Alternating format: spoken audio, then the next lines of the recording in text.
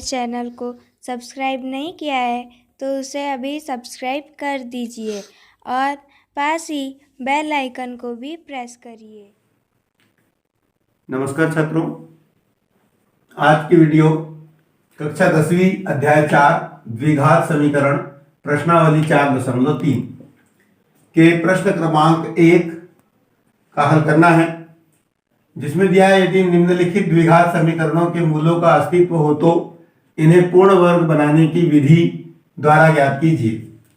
प्रश्न क्रमांक 1 के तीसरा समीकरण दिया है 4x का वर्ग धन 4 वर्गमूल 3x धन 3 बराबर 0। सबसे पहले इस वर्ग समीकरण का हमें अस्तित्व है या नहीं पता लगाने के लिए इसका विविक्तर ज्ञात करना होता है। तो सबसे पहले इसको हल करते हैं। दिया है द्विघात समीकरण 4x का वर्ग धन 4 वर्गमूल 3x धन 3 बराबर 0। मूलों के अस्तित्व की जांच करना, इसके लिए हम क्या करेंगे, सबसे पहले व्यापक द्विघात समीकरण ax स्क्वायर धन bx धन c बराबर 0 से तुलना करने पर जहां a का मान कितना है 4, b का मान कितना है 4 वर्गमूल 3 और c का मान है 3। तो यहां हमने लिया a बराबर 4, b बराबर 4 वर्गमूल 3 और c बराबर 3। इसलिए अब हम विविक्तर ज्ञात करेंगे इसका। तो इसलिए विविक्तर बराबर d बराबर b square minus 4ac। b का मान कितना है हमारे पास 4 वर्गमूल 3, तो 4 वर्गमूल 3 का वर्ग करेंगे माइनस 4, a का मान कितना है 4 और c का मान है 3।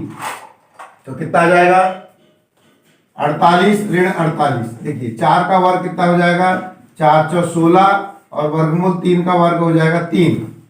तो 16 गुणित 3 यानी 16 48। यहाँ पर 4 चौ 16 और 16 48। 48 में से प्लस माइनस होगा ये 0 आ जाएगा। अब विविक्तर यानी d का मान कितना प्राप्त हो गया, हमें 0 प्राप्त हो गया। इसलिए चूंकि d बराबर 0 अतः मूल कैसे होंगे, वास्तविक एवं बराबर होंगे। तो मूल वास्तविक एवं बराबर होंगे अर्थात मूलों का अस्तित्व है। अब जब उन्होंने कहा है कि यदि मूलों का अस्तित्व है तो पूर्ण वर्ग विधि द्वारा हमें इसे ज्ञात करना है। तो पूर्ण वर्ग विधि से मूल ज्ञात करना, समीकरण दिया है 4x का वर्ग धन 4 वर्गमूल 3x धन 3 बराबर 0। यह ध्यान दें अच्छे से। हमें पूर्ण वर्ग बनाने के लिए इसे a plus B whole square के विस्तार में रखना होगा। तो यहां लिखेंगे क्योंकि a का वर्ग धन 2ab धन b का वर्ग बराबर होता है a plus B whole square. ठीक है, तो हमें इस रूप में इसको विस्तारित करना है या परिवर्तित करना है। तो a का वर्ग यानी इसको हम पूरे पद को वर्ग के रूप में कैसा लिखेंगे, तो x का वर्ग तो है, इसको हम लिखेंगे 2। तो यह आएगा 2x पूरे का वर्ग। तो देखिए 2 का वर्ग 4 और x का वर्ग x वर्ग। ठीक है, तो a का मान तो हो गया धन b यानी यहां 2 है तो 2 लिखेंगे ही। a का मान कितना है 2x है। तो अब b का मान क्या होगा, b का ऐसा मान रखेंगे कि इनका आपस में गुणा करने पर हमें 4 वर्गमूल 3x ही प्राप्त हो। तो ये 2 दूनी 4 तो है। ठीक है, यहां देखिए तो कितना आ जाएगा 2 दूनी 4 है, x है, वर्गमूल 3 नहीं है तो यहां पर वर्गमूल 3 आ जाएगा। तो ये जो वर्गमूल 3 है यही b का मान है। देखिए 2, a का मान कितना आ गया 2x और b के जगह पर कौन आ गया वर्गमूल 3 आ गया। ठीक, तो धन b का वर्ग यानी कि वर्गमूल 3 पूरे का वर्ग। अब हमने यहां पर वर्गमूल 3 का वर्ग जोड़ा है तो घटाएंगे भी, तो माइनस वर्गमूल 3 पूरे का वर्ग और फिर लास्ट में धन 3 बराबर कितना हो जाएगा 0। अब देखिए कि अब यहां से लेकर यहां तक जो हमारा विस्तार है a का वर्ग धन 2ab धन b का वर्ग, तो इसका संक्षिप्त रूप हो जाता है a plus B whole square.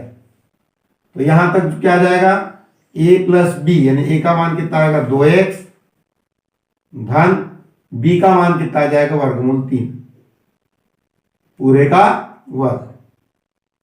अब जो शेष बच गया है क्या आएगा, ये ऋण वर्गमूल 3 का वर्ग क्या हो जाएगा, वर्गमूल 3 का वर्ग हो जाएगा 3 और ये धन 3 बराबर 0। तो आप देख रहे हैं धन 3 और ऋण 3 0 हो जाएगा, कैंसिल हो जाएगा, ये तो 0 हो गया। तो इसके बराबर में हमें प्राप्त हुआ 2x धन वर्गमूल 3 पूरे का वर्ग बराबर 0। अब हम ये वर्ग को 0 तक पक्षांतर करेंगे तो क्या आ जाएगा, 2x धन वर्गमूल 3 बराबर धन ऋण कोई भी मूल 2 होंगे प्लस माइनस, और वर्ग इधर जाके बन जाएगा वर्गमूल 0। पूरी प्रक्रिया को समझेंगे। अब क्या जाएगा, ये धन वर्गमूल 3 है, ये पक्षांतर होगा इधर, तो 2x बराबर वर्गमूल 3 इधर चले जाएगा तो ऋण वर्गमूल 3 धन ऋण वर्गमूल 0 का वर्गमूल हो जाएगा 0। तो इस प्रकार से हम ये दो भागों में इसको बांट सकते हैं। तो कितना आ जाएगा, ये x बराबर ऋण वर्गमूल 3 धन ऋण 0 बटे कितना आ जाएगा 2। अब धन चिन्ह और ऋण चिन्ह लेने पर, धन चिन्ह लेने पर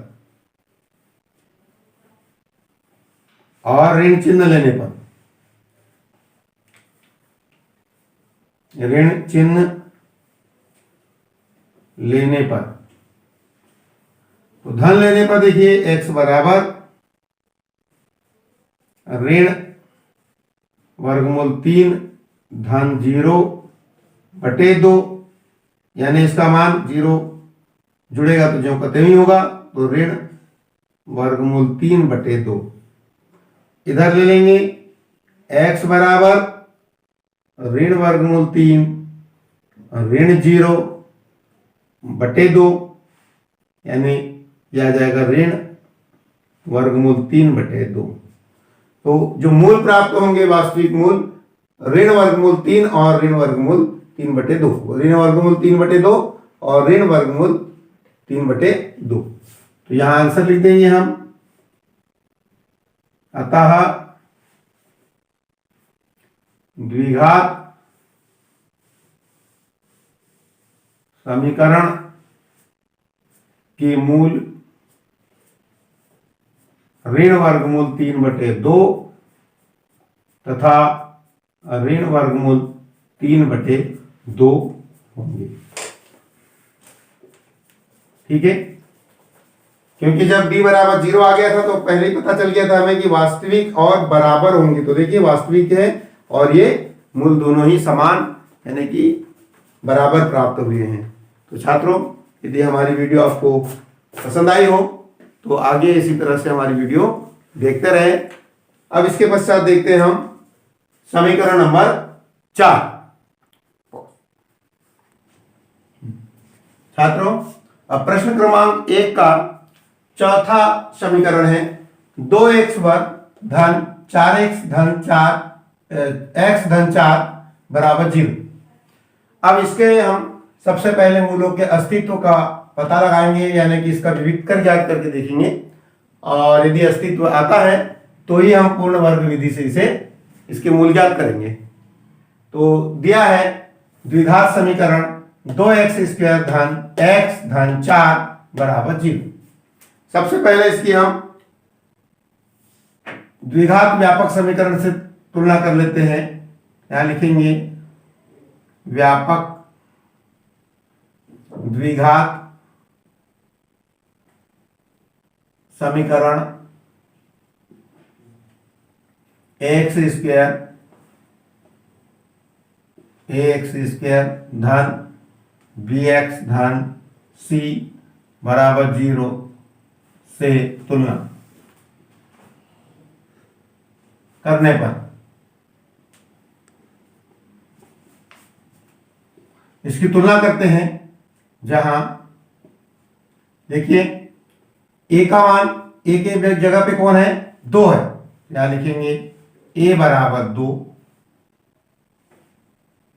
फिर बी के स्थान पर क्या है, 1 है, तो बी बराबर 1, क्योंकि यहां 1 का गुणा छिपा हुआ है।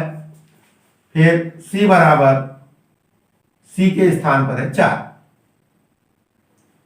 तो अब हम विविक्त कर ज्ञात कर लेंगे।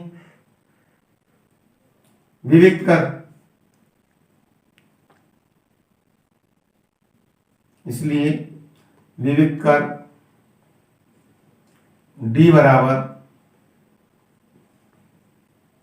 B square minus 4ac। अब मान रखते हैं यहां पर हम, बी का मान कितना है, 1, यानी 1 का वर्ग ऋण 4 गुणित ए का मान कितना है, 2 गुणित सी का मान है 4। 1 का वर्ग 1 ऋण 4 दूनी 8, 8 चौ 32 ऋण 32, तो ये आ जाएगा ऋण 31।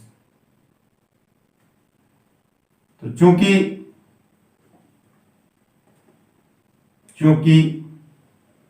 डी बराबर ऋण 31 लेस देन छोटा है 0, इसको हम लिखेंगे लेस देन, ऐसा छोटा है 0 से, मतलब डी बराबर ऋण 31 जो है 0 से छोटा है। अतः मूल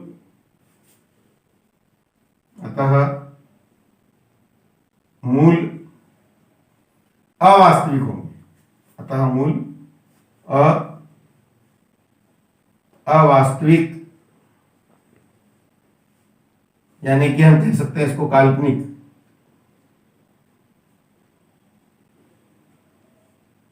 होंगे, यानी मूल काल्पनिक होंगे या अवास्तविक होंगे तो मूलों का अस्तित्व नहीं होगा। अर्थात मूलों का अस्तित्व नहीं है। और पहले ही कहा है समीकरण प्रश्न में कि यदि अस्तित्व है तो मूल ज्ञात करना है। अब चूंकि इसका अस्तित्व ही नहीं है इनके मूलों का, इसलिए हम इनके मूल ज्ञात नहीं कर सकते। मूल यदि ज्ञात करेंगे भी तो वे मूल कैसे प्राप्त हो जाएंगे, काल्पनिक मूल प्राप्त होंगे या अवास्तविक मूल प्राप्त होंगे। तो छात्रों, इस प्रकार से प्रश्न क्रमांक 1 के चारों समीकरण हमने आपको वीडियो के माध्यम से प्रस्तुत किया है। इसी तरह के वीडियो सरलतम ढंग से गणित समझने के लिए हमारे वीडियो देखते रहिए।